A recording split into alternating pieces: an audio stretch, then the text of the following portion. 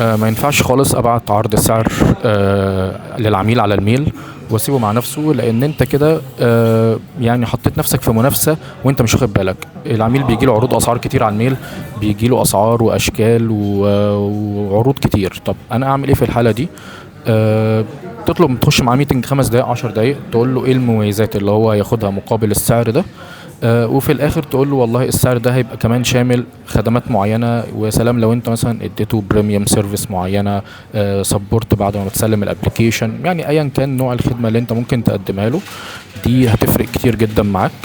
الحاجة التانية اللي بتفرق كتير قوي، لو الابليكيشن فعلا كبير حاول تقسمه مراحل مايلستونز.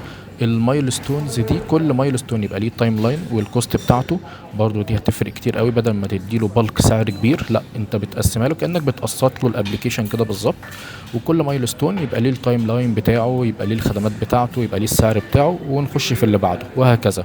كده انت بتكسب ثقة العميل مايلستون ورا التاني او ستيب باي ستيب، بدل ما تبعت له عرض سعر كبير جدا تظلم نفسك بيه او تظلمه بيه.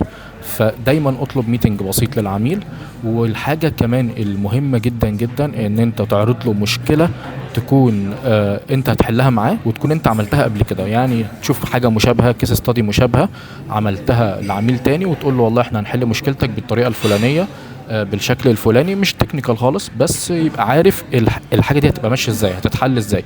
برضو دي هتكسب الثقه بتاعت العميل كبيره جدا، وهتفرق معاك كتير قوي يعني.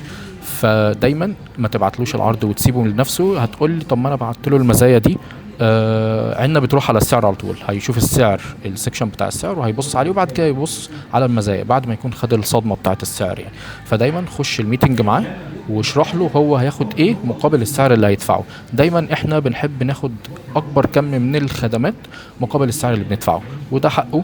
وقول له والله هتاخد واحد اتنين تلاتة، والمزايا دي هتبقى شاملة كذا كذا كذا مقابل السعر الفلاني اللي انت اديته له. لكن ما تبعتلوش عرض ميل وتسيبه لنفسه.